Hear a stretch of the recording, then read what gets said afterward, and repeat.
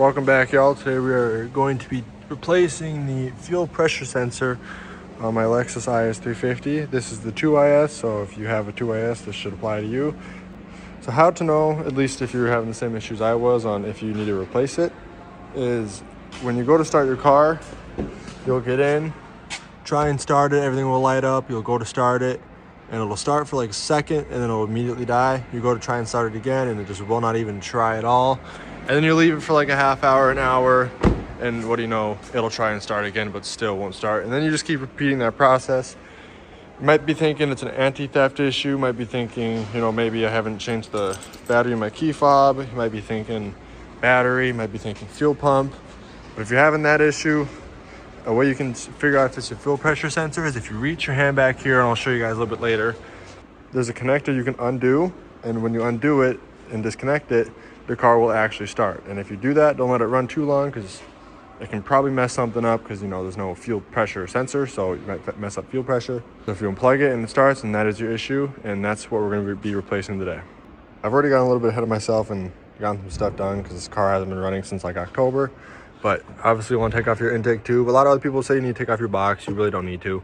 Obviously move hoses out of the way, undo this bolt to get this free, and then it's just a bunch of 10s and 5 hex. Lots of 10s and 5s. There's a few hidden. I'll show you just some ones that are easy to see.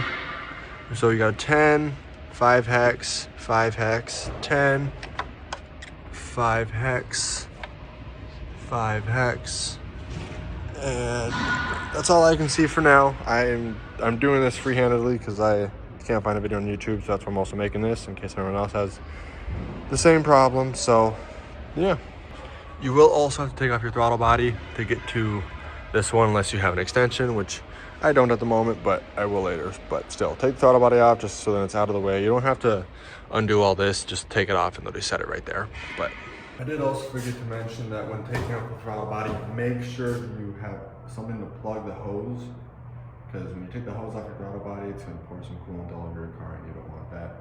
And then there's also hoses around the intake. Just make sure you take those off. Those you don't need to plug because they're just air hoses. I forgot to mention that in that clip. So yeah, just be aware of hoses that you have to take off. And if you're like me and constantly lose bolts or forget where they need to go, just kind of get everything hand loose and stuff. And if you can put it back into a spot, put it back so then it doesn't go missing. Or put it up here. I've learned that putting stuff up here can help keep track of nuts and bolts.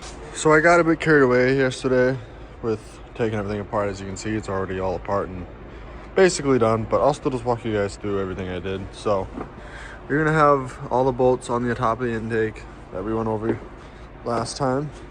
So obviously the 5 hex ones, there's gonna be 4 of those, and then one more in the back right here behind the throttle body that you'll have to take your throttle body off.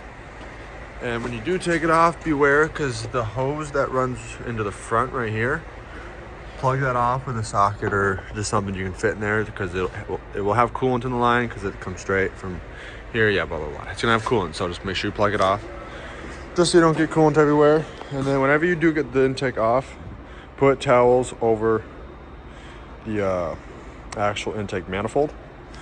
But yeah, so it's gonna be these 5 hex bolts, or 4 hex bolts, I'm sorry. 4 hex bolts, a bolt in the back, 3 screws, I think. 2 or 3 screws. But those are just 10 millimeters. So then you'll pull the intake up. You can leave, like I did, you can leave your hexes in there, just so you don't lose them. Put everything else to the side. Your throttle body is gonna be 4 long, 10 millimeters. When you get it off, if you know how to clean your throttle body, go ahead and clean it. It'd be a perfect time to. Along with your intake tube. If your intake tube is kind of dirty, mine's surprisingly pretty clean, but still go ahead and clean that out.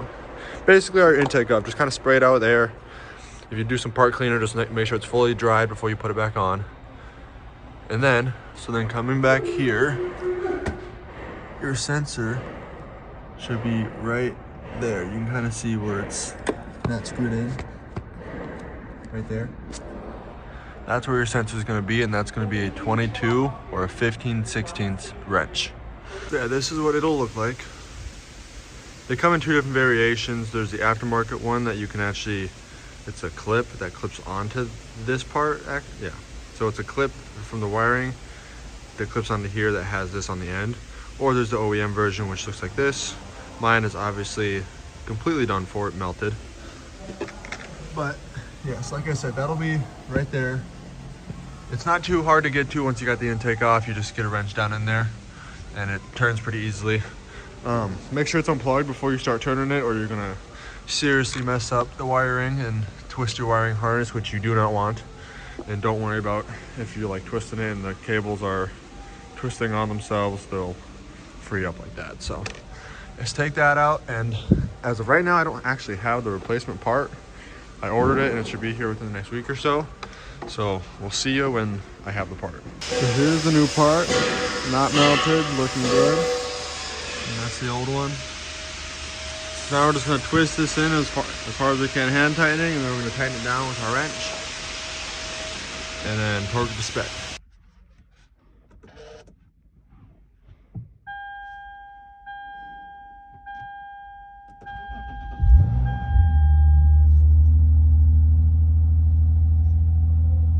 So I'm terrible at following up with the video, but I finished it up as you guys saw in the last clip. The car runs great. Putting it back together is same as taking it apart. Just put everything back where it belongs. I found it easiest to just kind of set it there and then get the hoses around the intake and then tighten up everything. Then when you tighten up everything, try and go from the back to front, back to front, back to front. There's probably like an actual pattern you should follow, but if not, that's just kind of what I did because I felt it would work the best to kind of evenly tighten it down. But yeah, it's all done. The Lexus is fixed, it's back and running. So be prepared for more content with that coming soon. We actually have to replace the blow motor because that just went out on me too. So stay tuned for the blow motor replacement, and I will see you guys then. Thanks for watching. If you guys have any questions, don't be afraid to comment down below. I'll answer them as quick as I can. And yeah, if you're not subscribed, go ahead and subscribe and like the video.